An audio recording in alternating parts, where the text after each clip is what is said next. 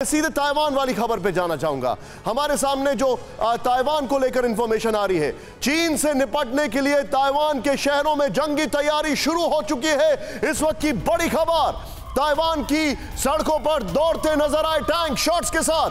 Taiwan की 6th army Corp ने टैंकों से की पेट्रोल ट्रेनिंग।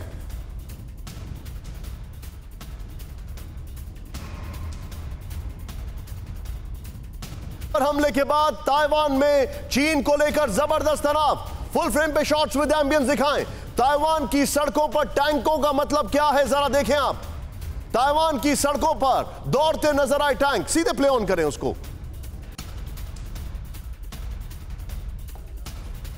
यह हमारे पास जो इंफॉर्मेशन आ रही है, मैं चाहूंगा ब्रेकिंग के साथ विजुअल दिखाएं। यह देखें आप। इसके बाद एक और चीज मैं आपको दिखाने जा रहा हूं। नेवी की 73वीं सालगिरह पर चीन की बेहद घातक वॉर ड्रिल हमारे सामने दिखाई दे रही है। चीन ने जारी किया वॉर ड्रिल का सनसनीखेज वीडियो, और यह वॉर ड्रिल से ताइवान के साथ अमेरिका को आंख दिखाने की कोशिश है। एम्बियंस आप करें। समंदर में वॉरशिप के साथ फाइटर जेट भी शामिल हुए इस ड्रिल में, यह भी सामने दिखाई दे रहा है।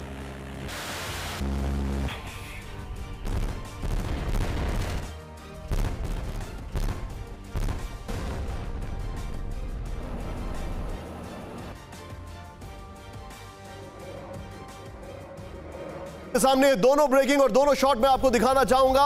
मैं सीधे चलूंगा, बल्कि इनफैक्ट मैं सीधे आपको लेकर चलूंगा। मेरे साथ बाहल साहब मौजूद हैं। पहले ये दोनों ब्रेकिंग दोनों शॉट दिखाइए, और इन दोनों ब्रेकिंग दोनों शॉट में मैं सीधे बाहल साहब के पास चलूंगा। सर, ये मुझे बताइए, ये वाला वॉर फ्रंट कितने खतरनाक तरीके से खुलने वाला है? आपका असेसमेंट क्या कह रहा है सर? देखिए, साई इंग वेन जब से प्रेसिडेंट बनी है और वो उनको एक प्रो इंडिपेंडेंस लीडर देखा गया है। अगर आप देखें, तभी से जो एयर वायलेशंस है चीन की तरफ से बहुत बढ़ गए। पिछले साल अक्टूबर के अंदर 145 वायलेशन हुए थे 4 या 5 दिन के अंदर ही, अक्टूबर के महीने के अंदर, एक हफ्ते के अंदर। तो कहीं ना कहीं चीन बहुत क्लियरली सबको बता रहा है कि वो वन चाइना पॉलिसी फॉलो करता है और ताइवान उसका हिस्सा है। और क्योंकि इनको एक प्रो इंडिपेंडेंस लीडर देखा गया है, और क्योंकि अब यूक्रेन की भी लड़ाई ने एक अपॉर्चुनिटी दी है चीन को कि अपना हक एक बार फिर सारे वर्ल्ड के सामने रखे, तो इसी वजह से साई इंग वेन जो है अपनी अलर्ट स्टेटस इन्होंने बढ़ा दिया है, और ये पूरी तरीके से वॉर ड्रिल्स कर रही है। चीन भी वॉर ड्रिल्स कर रहा है, ये भी वॉर ड्रिल्स कर रहे हैं, ताकि अगर युद्ध हो। और तभी इसी वजह से 6 अमेरिकन लीडर भी वहां पे आए थे, और अमेरिका ने ये कहा कि हम आपके साथ खड़े हैं। लेकिन अमेरिका जब भी कहता है हम आपके साथ खड़े हैं, वो देश बर्बाद हो गया था, हो जाता है उसके बाद। तो कहीं ना कहीं साई इंग वेन को ये बहुत ध्यान में रखना है, और साथ में अपना और भी सपोर्ट लेवल को बढ़ाना है। आप ये कह रहे हैं अमेरिका एक ऐसा मुल्क है जो और मुल्कों को लाइफ बोट में छेद लगा कर देता है, और जब वो डूब रहे होते हैं तो बकायदा उनको बोलता है ये लो एमसील भी हम ही देंगे। ये आप बिल्कुल ठीक कह रहे हैं, आर यू एब्सोल्युटली राइट। लेकिन बड़ी खबर, दीपक वोरा सर के पास आने से पहले 2 बड़ी खबरें दिखाऊंगा। ताइवान सेना को ट्रेनिंग देने पहुंचे अमेरिकन इंस्ट्रक्टर, लीजिए आ गए एमसील लेकर। शॉट दिखाएं बगल में। M1 A2T टैंक्स को चलाने का प्रशिक्षण देंगे अमेरिकी ट्रेनर। ये देखें, उत्तरी पश्चिम ताइवान में बनाए जा रहे हैं ट्रेनिंग ग्राउंड। अगले साल 84 ताइवानी सैनिक ट्रेनिंग के लिए जाएंगे यूएस। ये इसके बाद एक और बड़ी खबर, PLA नेवी को जवाब देने की तैयारी में जुटा Taiwan. Anti ship missile squadron की तैनाती की बना रहा योजना। दक्षिणी ताइवान में बनाई जा रही है मोबाइल मिसाइल फैसिलिटी। हेफेंग ब्रिगेड में शामिल हुई नई मिसाइल स्क्वाड्रन। 2017 में चीनी नौसैनिक हमले से बचने का कर रहे थे तैयारी। ये दोनों ब्रेकिंग दोनों शॉट के साथ एम्बेसडर दीपक वोरा सर के पास चलूंगा। सर, एक तरफ ये पोस्चरिंग चल रही है अमेरिका की। मेरा सवाल आपसे ये है, अमेरिका के डिफेंस मिनिस्टर को पहले तो अपने डिफेंस मिनिस्टर से नहीं, एक आर्मी के सीनियर कमांडर से बातचीत कराई चाइना ने ऑस्टिन से परसों, and they made it very clear in black and white, no interference in Taiwan will be accepted. तो ये अमेरिका क्या ढपली बजा रहा है पूरी दुनिया में?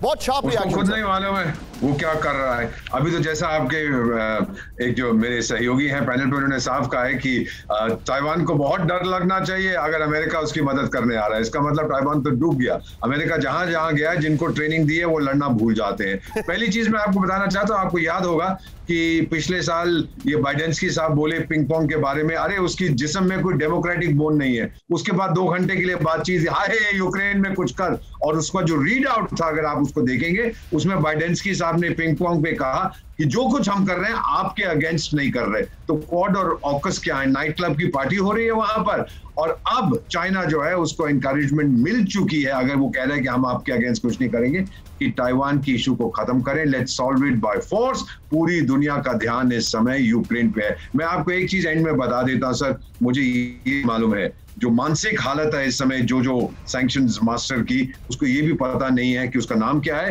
ना उसको पता है कि ताइवान कहां पर है। I really suspect this. कभी कुछ कहता है, कभी कुछ कहता है, कभी कुछ कहता है, बट उसका ऑब्सेशन जो है इस समय वो यूक्रेन है। You're absolutely right. You are absolutely right. I totally agree with you. लेकिन इस बीच जश्न की तैयारी चल रही है रूस में। तस्वीरें मिस मत करिएगा।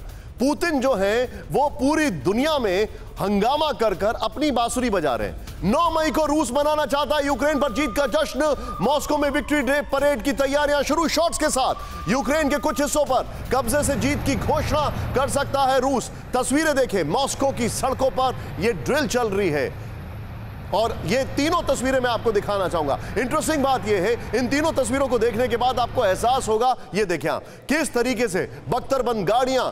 अब कौन इस दुनिया में कहता है कि रशिया के पास टैंक नहीं है, रशिया के पास सैनिक नहीं है?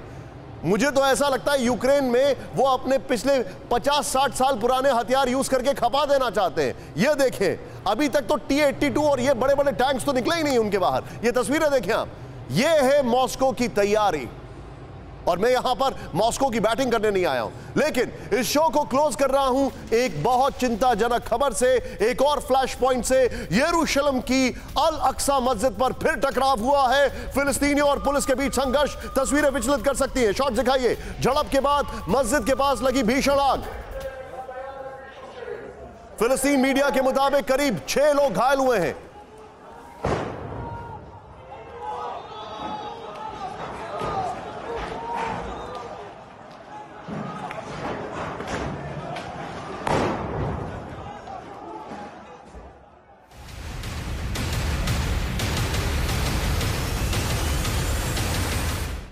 परवाह देश की, सोमवार से शुक्रवार रात 10 बजे TV9 भारतवर्ष पर।